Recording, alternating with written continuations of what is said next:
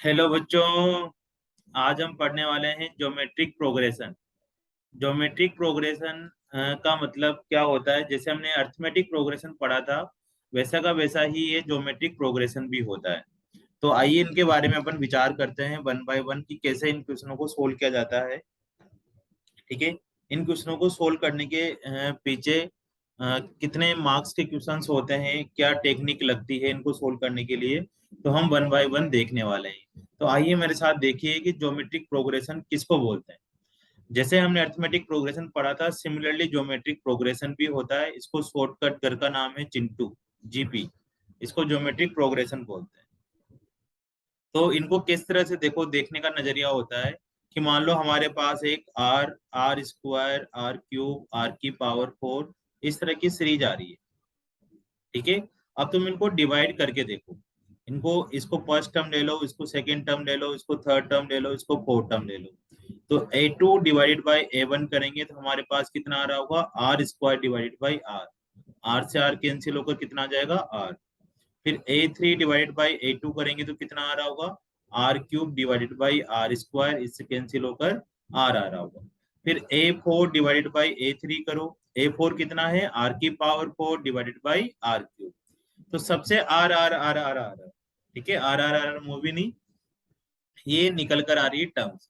तो जब अगर ऐसे डिवाइड करते हैं हम कॉन्जुगेटिव टर्म्स को, नेक्स्ट टर्म को प्रीवियस टर्म से, और सब में सेम नंबर आता है, तो उस तरह की सीरीज को हम जीपी बोलते हैं।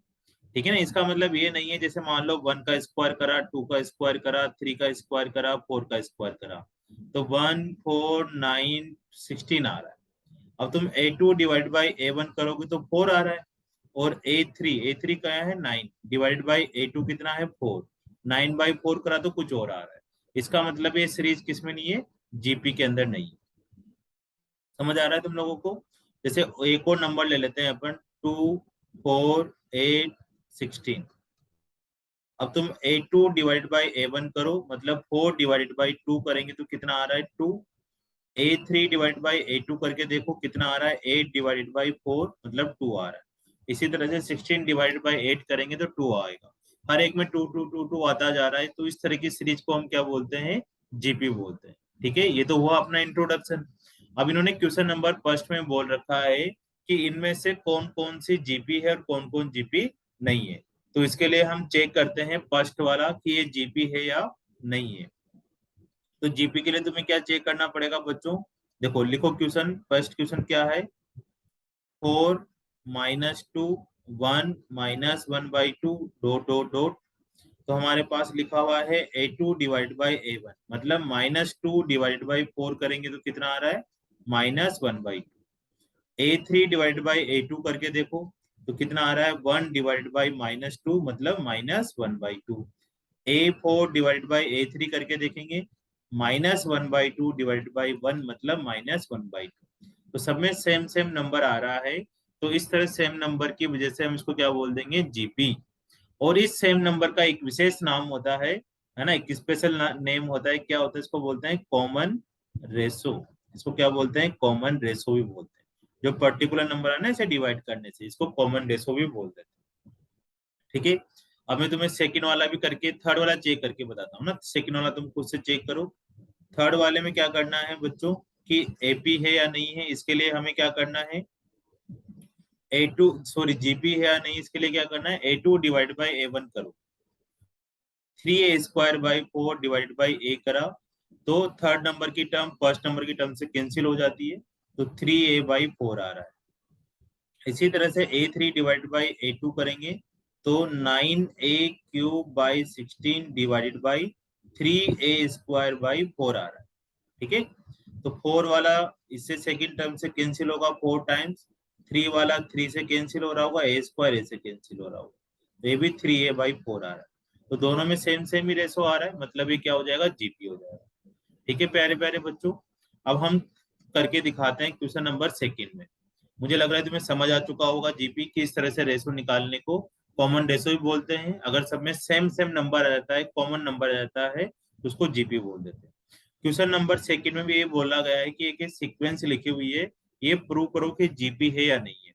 तो तुम्हें बस first term, second term, third term, at least 3 term से ही पता लग जाता है। ठीक है ना, किसी भी सीरीज का। तो A1 पता करने के लिए इसमें n की जगह 1 पुट कर दो, तो 2/3 आ जाएगा। A2 निकालने के लिए तुम्हें यहाँ पर n की जगह पर क्या पुट करना पड़ेगा, 2 पुट करना पड़ेगा। A3 करने के लिए क्या करना पड़ेगा, 2/3 का क्यूब करना पड़ेगा। ठीक है, अब यहाँ से देखो A2/A1 मतलब 2/3² / 2/3, इससे कैंसिल होगा, 2 से 2 कैंसिल हो जाएगा, तो कितना आ रहा होगा रेशो 1/3। अब तुम A3/A2 भी कर लो। क्या तुम ये भी चेक कर सकते हो, पहले इसको देखते हैं। 2/3 का क्यूब / 2/3 का स्क्वायर, 2 से 2 कैंसिल, इससे कैंसिल, तो कितना आ जाएगा 1/3। दोनों में सेम सेम आ रहा है ना, मतलब ये जीपी हो गया। तुम यहाँ इसको देख लो कि पर्टिकुलर नंबर इसको इससे मल्टीप्लाई करने पर जो आता है, मान लो 1/3 से मल्टीप्लाई करने पर ये आ रहा है, तो क्या 1/3 को A2 से मल्टीप्लाई करने पर A3 आ जाएगा? अगर ऐसा आ रहा है तब भी ये जीपी हो जाएगा, मतलब ये पर्टिकुलर नंबर से या तो मल्टीप्लाई हुआ होता है या पर्टिकुलर नंबर से डिवाइड हो रहा होता है। जैसे यहाँ पर अपन ने देखा था ना 2468 वाला, ये पर्टिकुलर नंबर किससे डिवाइड मल्टीप्लाई हो रहा है, 2 से मल्टीप्लाई होता जा रहा है। ठीक है बच्चों, अब हम इसके बाद पढ़ने वाले हैं क्वेश्चन नंबर 3। उसमें क्या बोल रखा है कि पता करो कि n नंबर की टर्म कितनी होगी। जैसे एपी में होता है ना फॉर्मूला a+n-1 इंटू डी वाला, इसी तरह से जीपी में क्या फॉर्मूला होगा उसके बारे में अपन पढ़ने वाले हैं।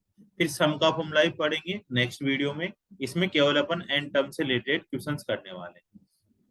तो आइए बच्चों, अपन क्वेश्चन नंबर 3 की तरफ चलते हैं और साथ के साथ nth नंबर के टर्म का फॉर्मूला भी देखते हैं कि nth नंबर के टर्म का क्या फॉर्मूला हो रहा हो।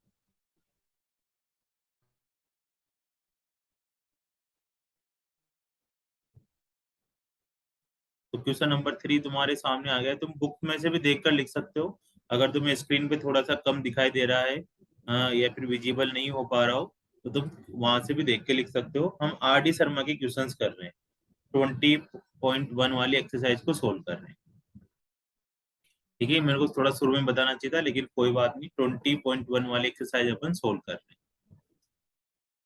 अब देखो इसमें क्या होता है, जीपी में कोई भी अगर तुम्हें सीरीज लेट करनी है जीपी की, तो तुम्हें ये सीरीज पता होनी चाहिए। एक तो लिखते हैं अपन फर्स्ट टर्म को ए, सेकंड टर्म को AR AR² ऐसे लिखते हुए जाएंगे, डॉट डॉट AR⁻n-1। तो ये तो हो जाएगी बच्चों फर्स्ट टर्म, ये हो जाएगी सेकंड टर्म, ये हो जाएगी थर्ड टर्म। फिर प्रॉपर्टी भी लिखवाऊंगा मैं तुम्हें धीरे धीरे करके कि अगर 3 टर्म आती है तो क्या लेट करना चाहिए, वो सब चीजें लिखेंगे यहाँ पर। और nth नंबर की टर्म कितनी होगी, AR⁻n-1। तो nth नंबर की टर्म सबसे इंपॉर्टेंट है इसमें, AR⁻n-1। इसमें a क्या है बच्चों, a है हमारे पास फर्स्ट टर्म। r कैसे निकालते हैं, या इसको क्या बोलते हैं, कॉमन रेशो। अभी बताऊंगा मैं धीरे धीरे करके कॉमन रेशो कैसे निकालते हैं। वो A2/A1 कर लो, A3/A2 कर लो, कोई भी एक कर लो, उससे जो रेशो निकल कर आएगा उसको कॉमन रेशो बोलते हैं। n क्या होता है, नंबर ऑफ टर्म। कौन से नंबर की टर्म निकालनी है, 5 निकालनी है तो 5 पुट कर दो दोनों जगह, 3 निकालनी है तो 3 पुट कर दो, 9 निकालना है तो दोनों जगह 9 पुट कर दो। तो आइए बच्चों क्वेश्चन नंबर फर्स्ट करते हैं। इस फॉर्मूले को तुम नोट कर लो और बॉक्स बना लो। क्वेश्चन नंबर 3 के फर्स्ट में लिखा हुआ है कि 9th नंबर की टर्म पता करो, मतलब A9 पता करो।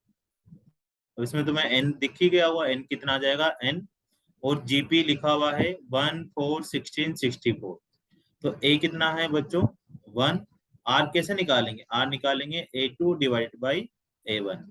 A2 कितना होगा 4/1, तो 4 आ जाएगा। हमारे पास n पता लग चुका है, 1 पता लग चुका है, 4 पता लग चुका है। अब इसमें A9 का फॉर्मूला लगा देते हैं। an का क्या फॉर्मूला होता है, AR⁻n-1। तो यहाँ पर 9 पुट कर दो, तो AR⁻9-1। a कितना हो जाएगा 1, r कितना हो जाएगा 4⁸। इसको सोल्व कर लो तो 2⁻16 हो जाएगा। बस इतना ही लिख दो तब भी चल जाएगा। ठीक है, तो ये अपने पास क्वेश्चन था। तुम्हें ये वाली सीरीज याद रखनी है बच्चों कि फर्स्ट टर्म को a लेट करना है, सेकंड को AR लेट करना है, थर्ड को AR², फोर्थ को AR³ और nth टर्म को AR⁻n-। इस वाली एक्सरसाइज में तो बहुत कम काम आएगा इसका, लेकिन आगे जो एक्सरसाइज पढ़ेंगे अपन उसमें इन सब चीजों का यूज ज्यादा जाएगा। अब तुम बताओ, जो क्वेश्चन कर लेता हूँ मैं, बताओ मैं थर्ड वाला करवा देता हूँ तुम लोगों को, है ना। थर्ड वाला करते हैं। थर्ड में हमसे ए एट्थ नंबर की टर्म पूछा है। अगर तुम्हें आ जाए सारे क्वेश्चन तुम आगे भी पढ़ सकते हो और भी आगे स्किप कर सकते हो। मैं तुम्हें एक और इसकी प्रैक्टिस करवा देता हूँ। ए एट्थ नंबर की टर्म पूछी है, मतलब एन इज इक्वल टू 8 पूछा गया है। ए इज इक्वल टू कितना है 0.3, और आर कैसे निकालना है, A2 डिवाइड बाई A1, मतलब 0.06 को 0.3 से डिवाइड करना है। 6/100 इंटू 3 इंटू 10, तो ये आ जाएगा 1/20। ये आर आ गया। अब अपने को इसमें क्या निकालना है, A8 निकालना है। तो A8 is equal to A R की पावर n-1, मतलब 8-1। तो ए की वैल्यू पुट कर दो। ए कितना था बच्चों 0.3, और आर कितना आ रहा है 0. आर आ रहा है अपने पास 1/20, या 0.05 भी लिख सकते हो। 1/20 की पावर 7, ये आंसर आ जाए। बस इतना सा लिखकर छोड़ देना है। फॉर्मूला जरूर लिखना है, फॉर्मूला के 1 नंबर मिलेगा तुम्हें। नहीं लिखोगे तो काट देंगे वो बिल्कुल, है ना। और तुम्हारा भी फिर कट जाएगा। तो तुम्हारा कटने से बचने के लिए फॉर्मूले को ना काटें, उसको धीरे धीरे लिखें। अब क्वेश्चन नंबर 4 की तरफ चलते हैं पर। देखो बच्चों, क्वेश्चन नंबर 4 में भी लगभग लगभग यही सेम चीज पूछी गई है, लेकिन इसमें थोड़ा सा ट्विस्ट है। इसमें जो पूछा गया है वो कहाँ से पूछा गया है, एंड से पूछा गया है, कि फोर्थ नंबर की टर्म पता करो एंड से। ये बड़ा इंपॉर्टेंट है। इसके लिए तुम्हें क्या करना है, जो हमने फॉर्मूला लिखा हुआ है nth नंबर की टर्म का, वो है स्टार्टिंग से। अब तुम्हें एंड से पता करना है, तो तुम्हें थोड़ा सा मॉडिफाई करना पड़ेगा फॉर्मूले को, या फिर एक चीज याद रखनी है, उसमें वो वाला फॉर्मूला भी सेट हो जाएगा जो भी लिख कर आया है। तो एंड से पता करना है फोर्थ नंबर की टर्म, तो फर्स्ट नंबर की टर्म 2/27 नहीं होगी। अब फर्स्ट नंबर की टर्म कौन होगी, 162। तो फर्स्ट नंबर की टर्म कितनी हो जाएगी 162। एन की वैल्यू कितनी आ जाएगी अपने पास 4। फोर्थ नंबर की टर्म निकालनी है, समझ आ रहा है। एंड से पता करना है तो फर्स्ट टर्म 2/27 नहीं लेंगे, 162 लेंगे। ये तो सब बच्चों को समझ आ जाता है। अब इसमें बात आती है कॉमन रेशो की, कि कॉमन रेशो कैसे निकाला जाए। तो बच्चों, कॉमन रेशो जो हम निकालते हैं ओरिजिनल वाला, वो कॉमन रेशो नहीं होता, उसमें चेंज करना पड़ता है। ओरिजिनल वाला कॉमन रेशो कैसे निकालेंगे, A2 डिवाइड बाई A1 कर लेंगे, मतलब 2/9 को किसे डिवाइड कर देंगे 2/27 से। फर्स्ट वाला थर्ड से कटता है और सेकंड वाला 4 से कटता है 3 बार। तो कितना आ जाएगा ऊपर 3। तो ये जो common ratio R is equal to 3 आ रहा है, ये कॉमन रेशो पीछे वाली से निकालने का नहीं होगा। इसके लिए तुम्हें क्या करना पड़ेगा, इसका रेसिप्रोकल करना पड़ेगा, ठीक है ना। इसका रेसिप्रोकल करना पड़ेगा। तो रेसिप्रोकल कैसे करें, वही आर को आर ही रखना है, लेकिन 3 का कितना हो जाएगा 1/3 हो जाएगा, ठीक है। या एंड से अगर तुम्हें फॉर्मूला निकालना है, तो तुम ये फॉर्मूला लिख सकते हो, ए लास्ट ए एल, फिर 1/r n-1। ये एंड से nth नंबर निकालने का फॉर्मूला है। ए एल का मतलब है लास्ट वाली टर्म, 1/r n-1। लेकिन इतना क्यों याद रखना फॉर्मूला, वही याद रखो तुम तो, A N is equal to A R की पावर n-1। अब A4 निकालना है तो A की वैल्यू कैलकुलेट कर लेंगे 162, R की जगह पर रेसिप्रोकल करके लिख देंगे 1/3, और N कितना आ जाएगा 4-1। तो फाइनली आंसर आ गया बच्चों 162/3 की पावर 3। ये अपना आंसर आ जाएगा। तुम इसको कैंसिल वेंसिल कर लो 3 से, आराम से होकर क्वेश्चन सेट हो जाएगा, ठीक है बच्चों। अब हम क्वेश्चन नंबर करते हैं 5 वाला। 5 वाले में पूछा गया है, 5 के जैसा क्वेश्चन नंबर 6 और 7 लगभग सेम जैसे ही है, कि which term of the progression is 12.5, इनमें से कौन सी 12.5 नंबर की टर्म होगी। तो उन्होंने ए एन हमें गिवन है 12.5, और हमसे एन पूछा है, विच टर्म का मतलब है एन पूछा गया है। अब फर्स्ट टर्म कितनी है बच्चों 0.004, और कॉमन रेशो कैसे निकालेंगे हम लोग, A2 divide by A1। A2 कितना है 0.02, और 0.004, तो ऊपर तो आ जाएगा 1000, नीचे से पॉइंट हटा देंगे, ऊपर से आ जाएगा 100, 2 पॉइंट हटा देंगे, इससे कैंसिल होकर 10, 8 2 बार कैंसिल, 2 से कैंसिल 5, वाह भाई वाह। आर की वैल्यू कितनी आ गई 5।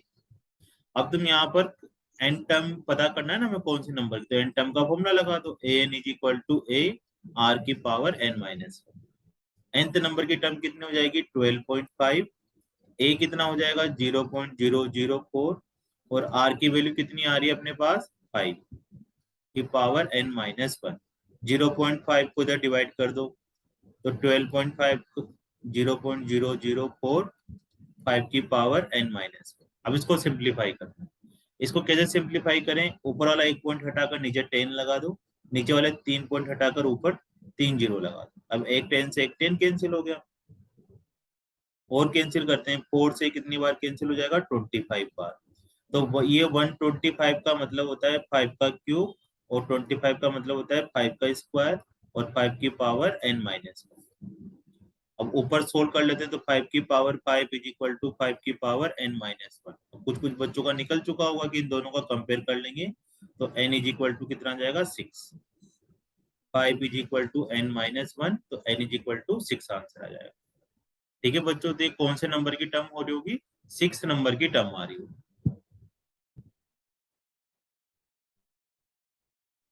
देखो जो मैं अभी क्वेश्चंस करवा रहा हूँ इनमें से आने की प्रोबेबिलिटी थोड़ी सी कम है ना, आर डी शर्मा में भी। लेकिन तुम धीरे धीरे क्वेश्चंस अभी करते जाओगे ना, 9th वाला 10th वाला उसके बाद वाले, वो क्वेश्चंस 4th मार्क्स में आते हैं। इस तरह के क्वेश्चंस 1 या 2 मार्क्स में पूछ ले जाते हैं, लेकिन बेसिक यहीं से बनेगा अपना। ये क्लियर करते जाओगे तो धीरे धीरे करके आगे के क्वेश्चन भी बहुत आसान होते जाएंगे। अब क्वेश्चन नंबर 6 में 4 क्वेश्चंस लिखे हुए हैं, इनमें से अपन तुम जो भी कहोगे कोई 2 क्वेश्चन सोल्व कर लेते हैं। इनमें पूछा गया है कि which term of GP, question number 5 के जैसा ही है कि 512 नंबर ये 1/√2 है, कौन से नंबर की टर्म आने वाली है। मतलब हमें ए एन इज इक्वल टू लिखा हुआ है 512√2 लिखा हुआ है। ए कितना लिखा हुआ है बच्चों √2। अब आर के तो तुम दीवाने हो चुके हो, कैसे निकालोगे, A2 डिवाइडेड बाई A1, मतलब 1/√2 को किससे डिवाइड करना है √2 से, ये से मल्टीप्लाई हो जाएगा, थर्ड टर्म सेकंड से मल्टीप्लाई होती है तो 1/2। अब फॉर्मूला लगा दो ए एन का, क्या फॉर्मूला लग जाएगा A r⁻n−1। इसको सोल्व करो बच्चों, 512√2 इंटू A√2 आ जाएगा और ये हो जाएगा 1/2 की पावर n−1। √2 को इधर क्रॉस मल्टीप्लाई कर देते हैं तो ये हो जाएगा √2 इंटू √2 और 2 को इसे मल्टीप्लाई करोगे तो 1024 और ये आ रहा होगा 1/2 की पावर n−1। अब 1024 को फैक्टर करके 2 की पावर में कन्वर्ट करो तो प्राइम फैक्टर करेंगे तो 2 की पावर 10 बन जाएगा, ये 2 की पावर n−1 बन जाएगा। तो n−1 is equal to 10, n is equal to कितना हो जाएगा 11, n इज इक्वल टू 11 हो जाएगा। डन बच्चों। अब बताओ कौन सा करना है, थर्ड वाला करवा देता हूँ या सेकंड वाला करना है, सेकंड वाला करो या थर्ड, सेकंड वाला करवा देता हूँ ना, थर्ड भी उसके जैसा ही है, आराम आराम से कर लो।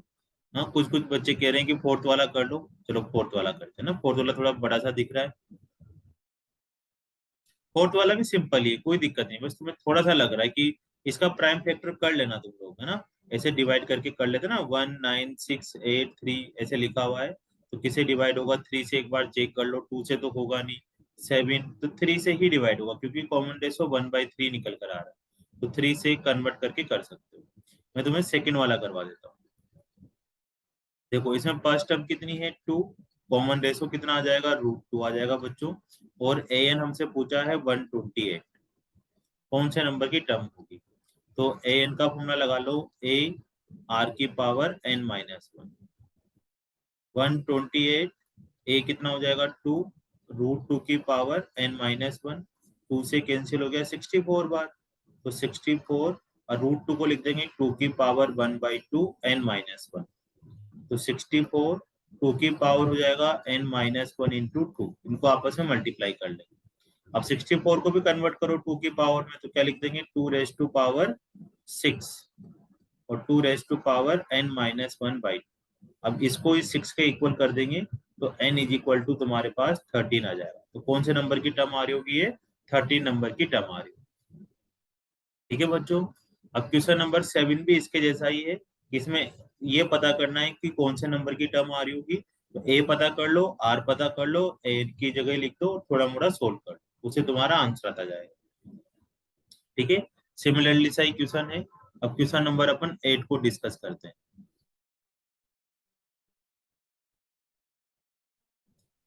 क्वेश्चन नंबर 8 में क्या करना है, देखो बच्चों, फोर्थ टर्म कोई एंड से पता करना है ना। दोबारा से क्वेश्चन अच्छा है इन्होंने दे दिया ताकि अपना रिवीजन हो जाए।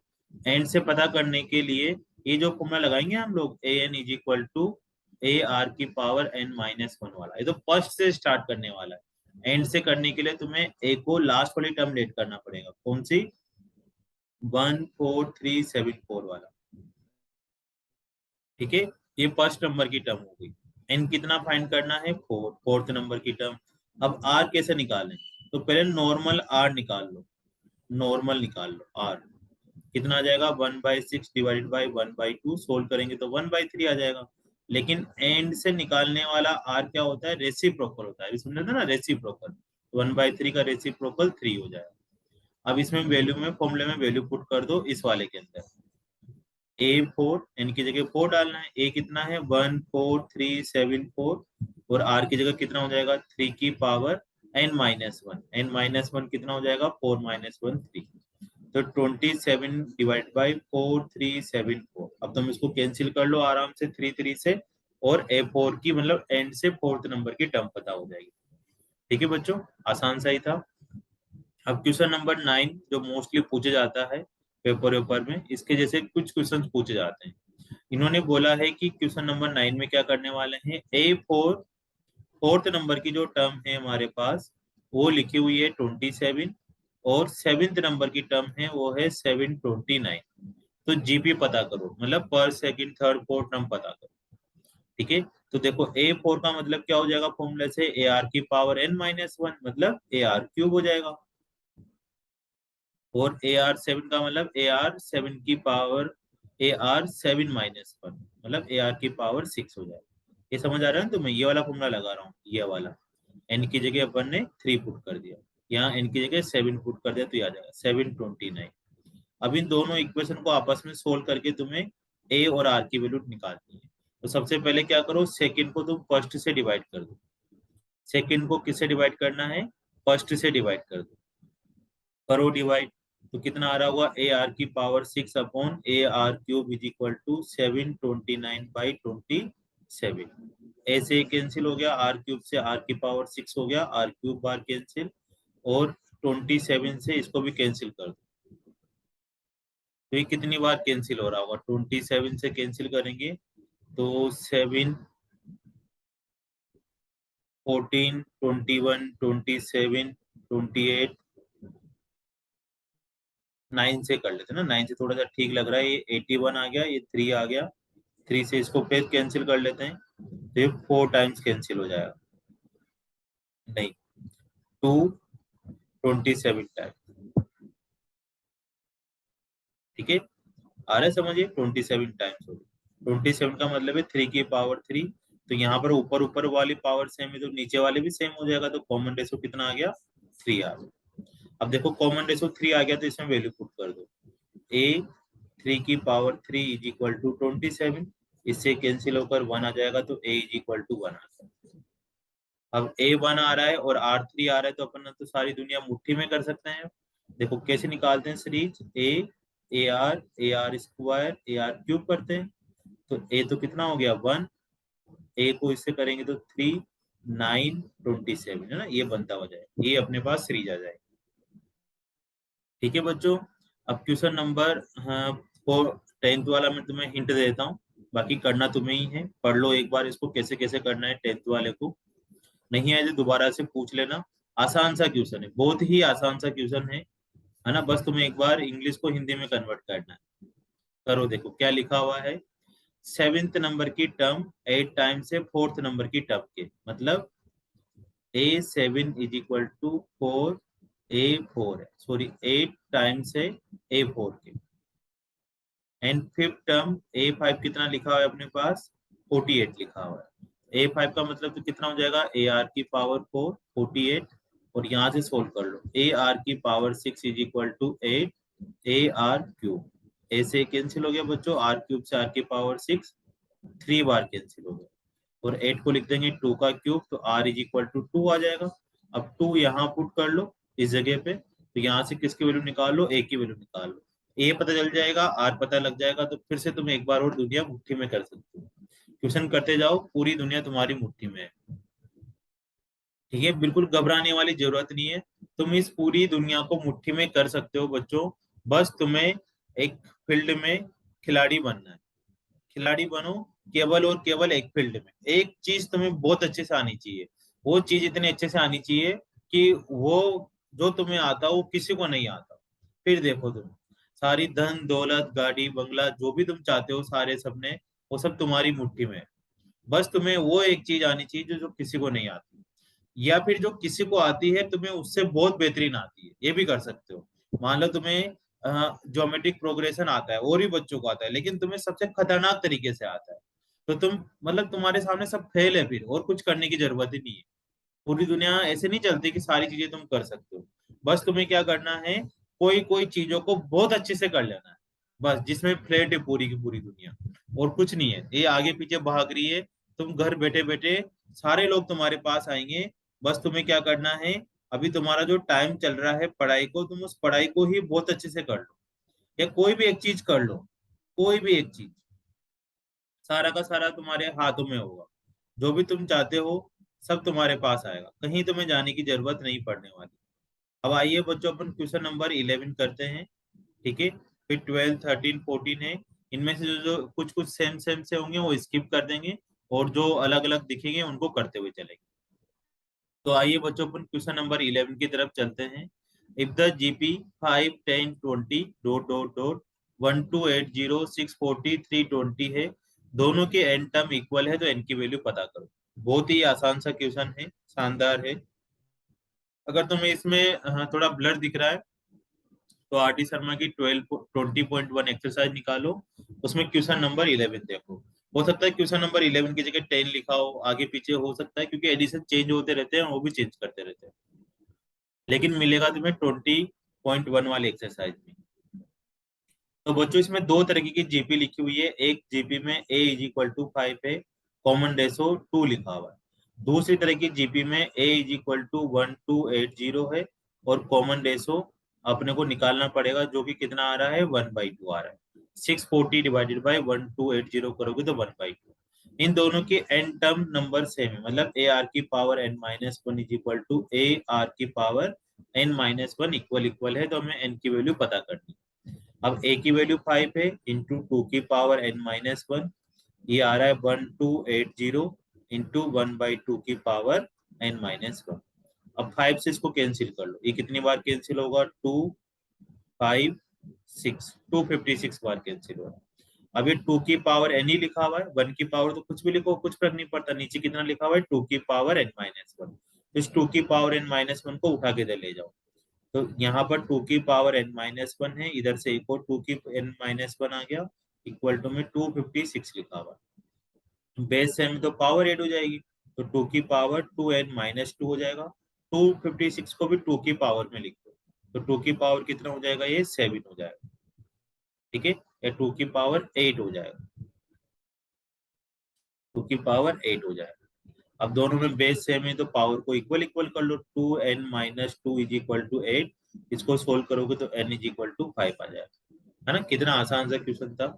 ऐसा क्वेश्चन पेपर में बिल्कुल नहीं आने वाला। ठीक है, थोड़ा सा अच्छा आएगा जिसमें तुम्हें ज्यादा जोर लगाना पड़े। तो फिफ्थ एट और 11th नंबर की टर्म है जीपी की P Q R. Next question करते हैं एस। तो Q S is equal to P S, ये आ सकता है एक दो नंबर में।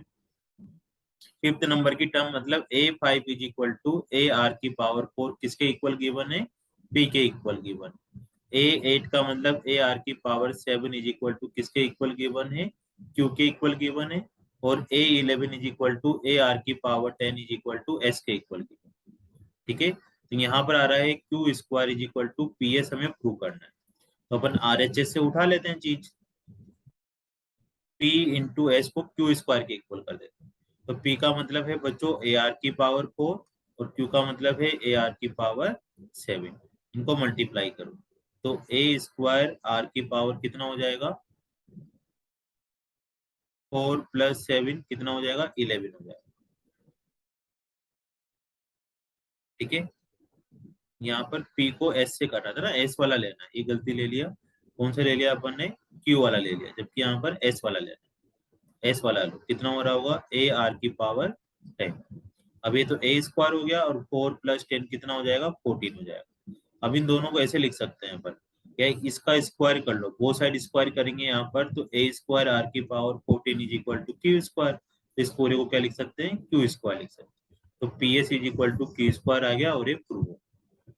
ठीक है ना बच्चों, अपन ने इसका दोनों तरफ स्क्वायर कर लिया, जो किसके इक्वल आ रहा होगा, ए आर की power 7 is equal to q का वो साइड स्क्वायर करेंगे तो ये हो जाएगा ए स्क्वायर ए आर की पावर 14, 49 नहीं होगा, है ना, इसका स्क्वायर नहीं होगा, मल्टीप्लाई होता है, और ये हो जाएगा क्यू स्क्वायर। तो यहाँ से ये आंसर है। Very good. अब अपन नेक्स्ट क्वेश्चन करते हैं इसी का ही, क्वेश्चन नंबर 13। तुम इसको देख लो एक बार बुक में से, थोड़ा ब्लर हो रहा है ना, आंखें कमजोर हो जाएगी। 4 term of GP is square, मैं रीड करके बता देता हूँ। 4 टर्म ऑफ जीपी, जीपी की 4 टर्म है, square of its second term, second term का अगर हम स्क्वायर करते हैं, है ना, वो किसके इक्वल होता है, 4 टर्म के इक्वल होता है। सेकेंड टर्म का स्क्वायर 4 टर्म के इक्वल है, और इसकी ए फर्स्ट टर्म कितना है, -3, तो A7 पता करो। तो इसके लिए अपने को आर की जरूरत है, क्योंकि A7 किसके इक्वल होता है, ए आर की पावर 6। ए तो पता ही है, बस आर निकालना है, तो आर इससे निकल जाएगा, a are cube is equal to A r का स्क्वायर। तो a are cube is equal to a square r square, r square से आर क्यूब कैंसिल हो जाएगा, आर बचेगा, ए से ए स्क्वायर कैंसिल हो जाएगा, ए बचेगा, तो आर इज इक्वल टू कितना आ जाएगा, ए, और ए कितना है बच्चों, -3। तो बस ये वैल्यू यहाँ पुट कर दो, तो A7 हो जाएगा -3 इंटू -3 की पावर 6। इन दोनों का सम करेंगे तो -3 की पावर 7 हो जाएगा, या -3 की पावर 7 को तुम सोल्व कर लो 1 बाय 1 करके और आंसर। ठीक है। क्वेश्चन नंबर 14 अभी हमने किया था, ऊपर वाला साइड 12 या 11 के जैसा क्वेश्चन है, तो सेम ही है। A3 लिखा हुआ है अपने पास 24, और A6 लिखा हुआ है 192। A6 का मतलब ए आर की पावर 5 लिखा हुआ है, और इसका मतलब ए आर स्क्वायर 24 लिखा हुआ है। दोनों को डिवाइड करके एक बार आर निकाल लो, आर निकल जाएगा तो ए निकल जाएगा, ए और आर निकल जाएगा तो A10 कितना होगा, ए आर की पावर 9। यहाँ पर ए और आर की वैल्यू पुट करते जाओ और आंसर आता जाए। ये कैसे लिखता हूँ, मैं उसी फॉर्मूले से लिख रहा हूँ, ए आर की पावर n-1, एन की जगह पर 10 पुट करें।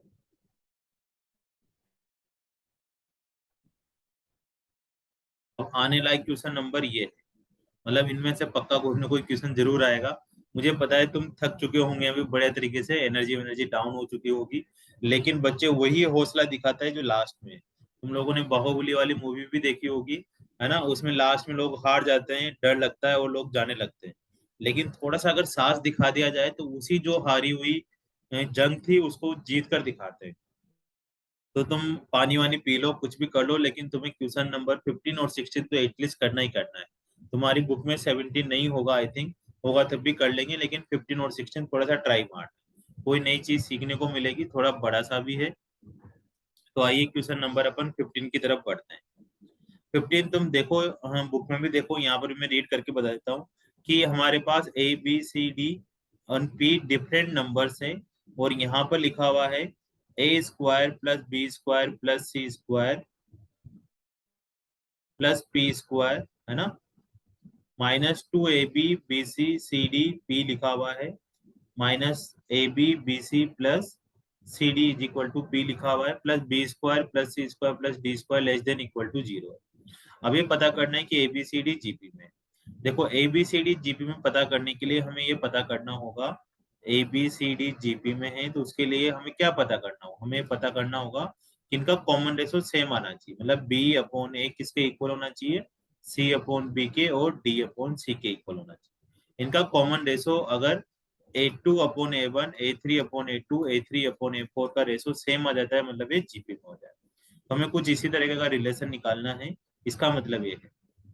तो ये जो पी स्क्वायर आ रहा है उसको तुम अंदर मल्टीप्लाई कर दो, यहाँ से देखना शुरू करो, अगर नहीं भी दिख रहा, ये पी स्क्वायर को मैं अंदर मल्टीप्लाई कर रहा हूँ, तो B square plus P square C square plus P square. ठीक है। और पी एक और है बच्चों, उसको मैं अंदर मल्टीप्लाई कर दो, तो उसमें -2AB -2BC P, यहाँ पर P लिख दो, और -2CDP। ठीक है। और प्लस में जो लिखा हुआ है एक और B square C square plus d square. अभी मैं तुम्हें आंसर दिखाता हूँ, देखो कैसे कैसे करना। अभी आ रहे हैं 2abp आ रहा है, 2abp आ रहा है ना, इधर माइनस आ ही रहा होगा। अब तुम इस ए स्क्वायर पी स्क्वायर को 2abp को और बी स्क्वायर को साथ रखो, उनको एक नजर से देखो। ये लिखा हुआ है एपी का स्क्वायर प्लस बी का स्क्वायर माइनस 2abp या 2ab, एक टर्म लिखी हुई, इसको ध्यान से देखो, फिर मेरे को बताना क्या समझ आता है। दूसरी में इसको लिख रहा हूँ बी स्क्वायर पी स्क्वायर को सी स्क्वायर को इसको बी स्क्वायर, इसको लिख सकते हैं एक साथ बीपी का स्क्वायर प्लस सी स्क्वायर माइनस 2bcp। अगर नहीं दिख रहा हो तो कोई बात नहीं, अभी दिखाएंगे धीरे धीरे करके। ये हो जाएगा cp का square plus d square minus 2cdp। अब देखो ये किसका होल स्क्वायर बनने वाला है, एपी माइनस बी का होल स्क्वायर, ये देखने के लिए बोल रहा था। A square plus B square minus 2ab आ रहा है। इसी तरह से बच्चों ये भी बन जाएगा बीपी माइनस सी का होल स्क्वायर और ये बन जाएगा सीपी माइनस डी का होल स्क्वायर। अब तुम इसको ध्यान से देखो, थोड़ा सा इसमें ट्रिकी लग रही है। क्या ट्रिकी लग रही है कि इस पूरे की value less than equal to zero आ रही है। मतलब या तो जीरो हो सकता है या फिर जीरो से कम, मतलब नेगेटिव हो सकता है। लेकिन यहाँ पर सबका स्क्वायर लगा हुआ है, तो सबका स्क्वायर लगा हुआ है तो कैसे नेगेटिव होगा, नहीं हो सकता ना। स्क्वायर का मतलब तो जीरो हो सकता है या पॉजिटिव हो सकता है। ध्यान से सुनो, सब पे स्क्वायर लगा हुआ है मतलब या तो जीरो हो सकता है कम से कम आंसर, या फिर पॉजिटिव होगा। जबकि इनइक्वलिटी क्या कहती है कि या तो जीरो होगा या जीरो से कम होगा। तो दोनों की बाद में क्या इंटरसेक्शन निकल कर आ रहा है, एक कह रहा है जीरो और जीरो से बड़ा होगा और दूसरा बोल रहा है जीरो और जीरो से छोटा होगा। तो इन दोनों का इंटरसेक्शन निकल कर आया है कि इक्वल टू में जीरो होगा। मतलब हमारे पास एपी माइनस बी का square plus BP minus C का square plus CP minus D का whole square is equal to zero होगा। अब तीन स्क्वायर अगर जीरो के इक्वल है तो ये तभी पॉसिबल है बच्चों जब ये तीनों के तीनों किसके इक्वल हो, जीरो जीरो के इक्वल हो। तो यहां से ये लिखो बच्चों, AP minus B is equal to zero, BP minus C is equal to zero और CP minus D is equal to zero. अब यहाँ से p की वैल्यू निकालो, तो p इज इक्वल टू कितना आ रहा होगा, b अपॉन ए। यहाँ से p is equal to c upon B, यहाँ से p is equal to d upon C. अब तीनों आपस में पी पी के इक्वल है। तुम्हें क्या समझ आ रहा है बच्चों की तीनों इक्वल इक्वल होंगे, b upon p c upon b और डी अपॉन सी। तो ये अगर आ जाता है इसका मतलब है ए बी सी डी किस में होंगे, जीपी में। ये मेरे को सबसे शानदार क्वेश्चन लगा इस एक्सरसाइज का। तो मैं पेपर बनाऊं तो इसको जरूर दूंगा, लेकिन ये 4 नंबर में दूंगा, है ना, ऐसे नहीं 1 नंबर 2 नंबर में, बिल्कुल 4 नंबर। थोड़ू क्वेश्चन है एकदम।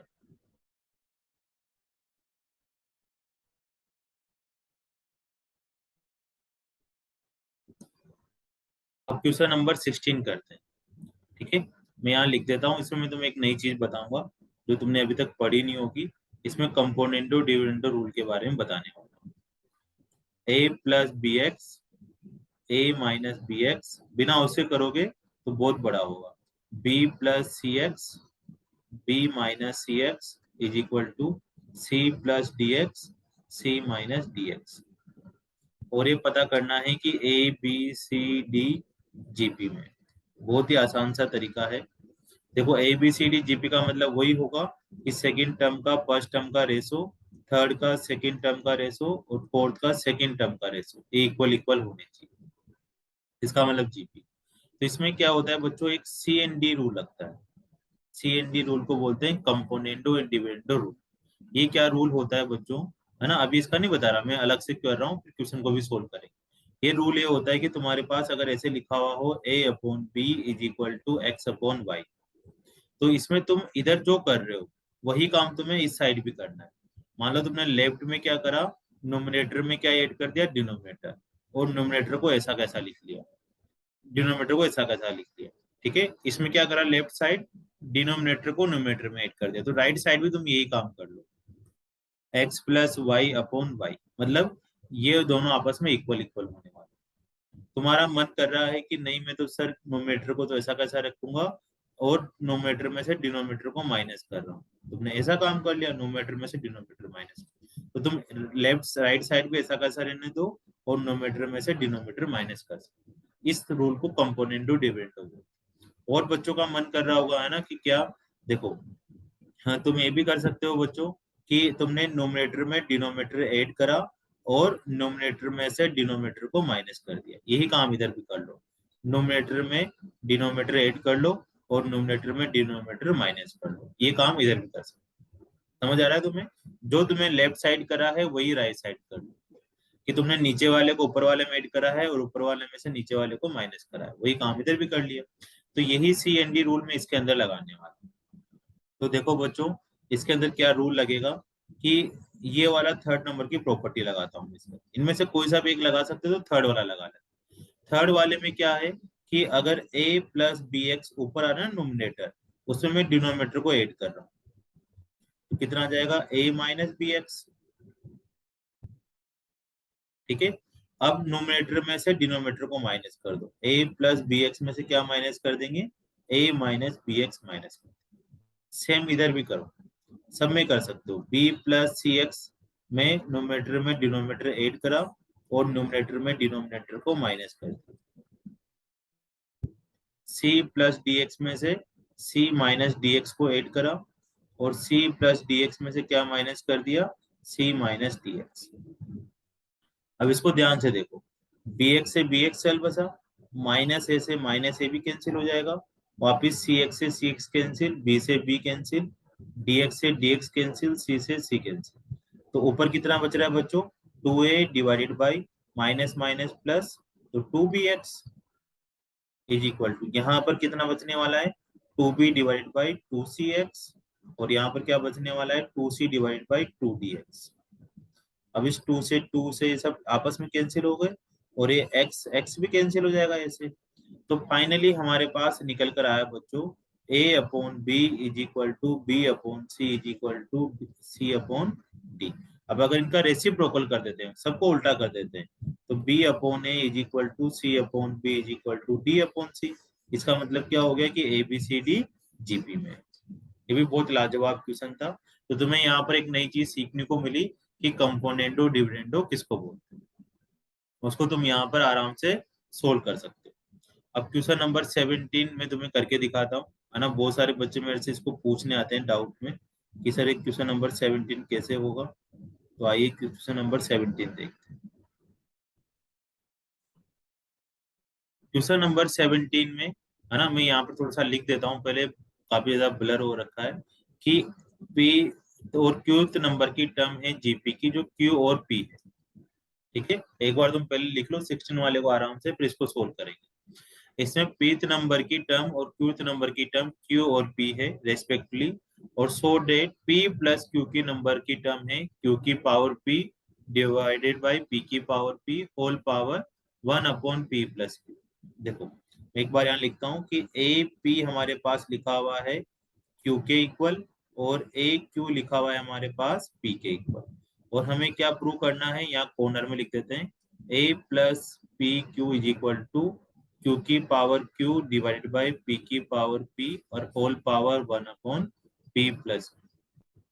ठीक है, ये आता तो नहीं वैसे, लेकिन मोस्टली बच्चों को डाउट होता है इस क्वेश्चन में, तो इस क्वेश्चन को सोल्व करते हैं। थोड़ा बड़ा सा क्वेश्चन है, 2-3 मिनट तो मिनट लगेंगे सोल्व करने में। तो आइए इस क्वेश्चन को सोल्व करते हैं। तो हमें ए पी टर्म का मतलब हो गया, अगर हमारे फॉर्मूले से देखें तो ए आर की पावर n-1, n का मतलब p-1, वो किसके इक्वल है बच्चों, क्यू के इक्वल है। और ए क्यू का मतलब हो गया ए आर की पावर q-1, n कितना हो जाएगा क्यू इसमें, और ये किसके इक्वल गिवन है, पी के इक्वल। तो सिंपल सा क्वेश्चन है जो अपन करके आए थे, शायद 16 ऊपर वाले एक आध क्वेश्चन किए थे, कि अगर दो टर्म गिवन हो तो दोनों को डिवाइड करके आर निकाल लेते हैं, फिर आर की वैल्यू पुट करके ए निकाल लेते हैं, बस इतना सा ही काम करना है। तो इस इक्वेशन फर्स्ट और सेकंड को आपस में डिवाइड करो, डिवाइड करेंगे तो ए से ए तो कैंसिल हो जाएगा, तो आर की पावर p-1 अपॉन आर की power q-1 divided by q upon P R. अब इस आर को ऊपर ले चलते हैं, तो आर पावर p-1 और आर ऊपर जाएगा तो उसके तामझाम चेंज हो जाएंगे, साइन चेंज हो जाएंगे, -q+1। तो यहाँ से बताओ, बेस से में तो पावर एड कर लो, तो कितना आ जाएगा, p-q divided by q upon P R. ठीक है, तो यहाँ पर r कितना आ जाएगा बच्चों, इस पावर को, जैसे अपने पास होता है ना आर की पावर 1/3 है, तो बताओ 2r कितना हो जाएगा, तो ये पावर उधर जाकर रेसिप्रोकल हो जाती है, तो 2 की पावर कितना हो जाएगा 3/1। इसी तरह से ये p माइनस क्यू है, तो उधर जाकर रेसिप्रोकल होकर कितना हो जाएगा q अपॉन p की whole power 1/p minus q हो जाएगा। ये हमारा r निकला। ऐसे रेसिप्रोकल होकर पावर चली जाती है। अब हमारा p निकल गया, तब हमें क्या निकालना है, a निकालना है। तो अपन a के लिए ट्राई करते हैं। ए किसी भी इक्वेशन में तुम यहाँ पर r की वैल्यू पुट कर दो, तो a इज इक्वल टू अपने a इंटू, है ना, यहाँ पर या डायरेक्ट लिख सकते हो a equal to q upon r की power p minus 1। A q r की वैल्यू पुट कर दो, आर की वैल्यू कितनी है, क्यू अपॉन पी की whole power 1/p minus q, और होल पावर, ये तो आर की वैल्यू हो गई पूरी, और यहाँ पावर में लगा हुआ है ना p माइनस में, तो यहाँ p माइनस, ये अपना ए निकल गया। अब इसको सिंप्लीफाई मत करो, देखते हैं आगे चल के क्या होता है। बस इतना सा कर सकते हो कि p माइनस 1 को तुम इससे मल्टीप्लाई कर लो, तो q divide by q upon p whole power p minus 1 multiply हो जाएगी दोनों power upon p minus q, ये a आ जाएगा।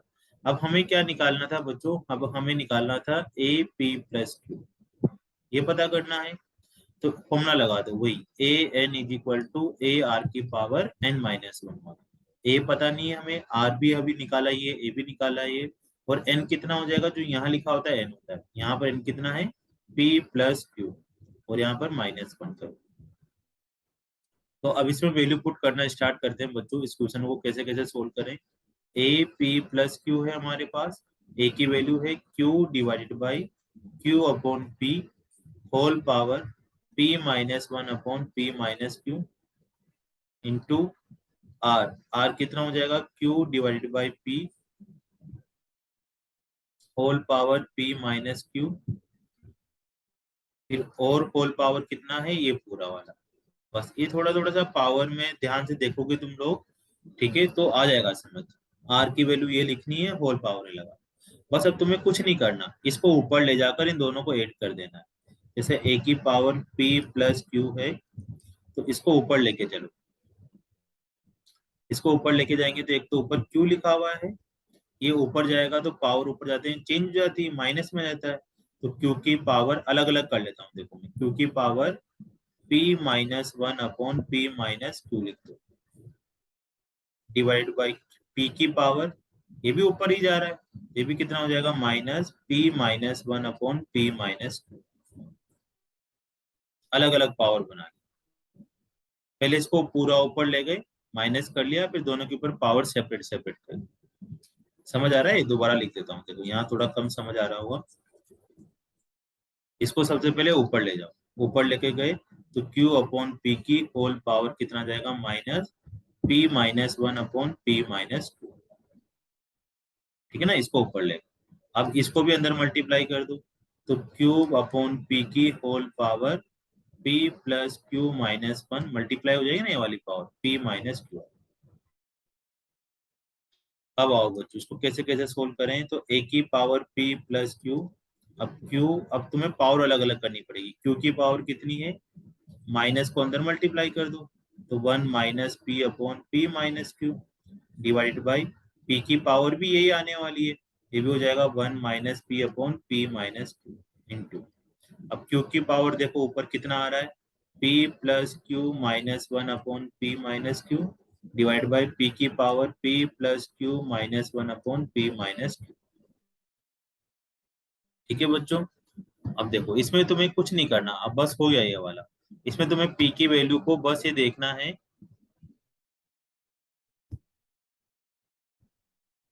q की वैल्यू जो ऊपर आ रही है ना, उसमें बेस सेम है तो पावर ऐड कर देना है। बेस सेम आ रहा है ना ऊपर, तो क्या कर देना है, इसमें पावर ऐड कर देना। देखो यहाँ से देखो, Q Q Q की आ रही है, तो यहाँ पर Q की पावर आ रही है, यहाँ पर Q की पावर आ रही है, यहाँ पर Q की पावर कितनी आ रही है ऊपर, तो ये बेस सेम आ रहा है सबका, तो इन सबकी पावर को एक साथ ऐड कर दो, तो a p plus q is equal to हो जाएगा ए की पावर में 1 plus 1 minus p upon p minus q, p plus q minus 1 upon p minus q, q की पावर। और नीचे आ जाएगा पी की पावर में भी बेस सेम है, तो 1 - p + p + q - 1 है। बेस सेम है तो साथ के साथ एलसीएम भी ले लिया नीचे दो में। अब ऊपर भी तुम एलसीएम ले लो। ऊपर एलसीएम कितना जाएगा, क्यू की पावर में p - q। p - q आ रहा होगा तो कितना आ रहा होगा, p - q + 1 - p, p + q - 1। अब देखो यहाँ से ना काटना भी सीखो। इस p से ये p कैंसिल हो गया, 1 से 1 कैंसिल हो गया, है ना। तो p की पावर कितना आ रहा है, q / p - q। और यहाँ q से q कैंसिल हो गया, एक p से एक p कैंसिल हो गया, 1 से 1 कैंसिल हो गया। तो ऊपर बच रहा है अपने पास q की पावर p/p की पावर / p - q। और यहाँ बच रहा है q की पावर p - q। तो हम इसको एक साथ लिख सकते हैं, q की पावर p / p की power q whole power 1/p - q। ये इसका आंसर है। हो सकता है अपन ने स्टार्टिंग में प्रूव करते वक्त थोड़ा सा कुछ कुछ और लिखा था मैंने यहाँ पर, तो तुम उसको चेंज करके लिख लो, क्योंकि थोड़ा सा यहाँ ब्लर हो रहा था तो दिखाई कम ही दे रहा था। यहाँ पर जो लिखा हुआ है प्रूव में, यहाँ लिखो q की पावर p / q की पावर p / p की पावर q। उसको चेंज कर लो। और यहाँ पर क्या लिखना है, p - q। ठीक है ना, यहाँ थोड़ा ब्लर हो रहा था इसलिए कुछ दिखा नहीं। अदरवाइज तुम यहाँ पर p की पावर p/q, p की पावर q और p - q। यही चीज अपन ने प्रूव कर दी है लास्ट आते आते। तो तुम दोबारा से इसको देख लो आराम आराम से। कोई दिक्कत है तो 17 वाला फिर से कर लेंगे बच्चों। तुम कमेंट बॉक्स में डाल दो कि सर 17 वाला फिर से समझा दो। तो तुम जैसे जैसे कहोगे वैसे वैसे करते रहेंगे। मैं पूरी आर डी शर्मा का एक एक वीडियो, एक एक क्वेश्चंस करने वाला हूँ। कोई भी तकलीफ हो तो पूछ लो। कहीं ट्यूशन जाने की जरूरत नहीं है, कहीं कुछ करने की जरूरत नहीं है। तुम अच्छे वैसे ही स्कूल के बहुत अच्छे नंबर ला सकते हो। तो बने रहिए। कोई पैसे बर्बाद करने की जरूरत नहीं है। इंजॉय कीजिए।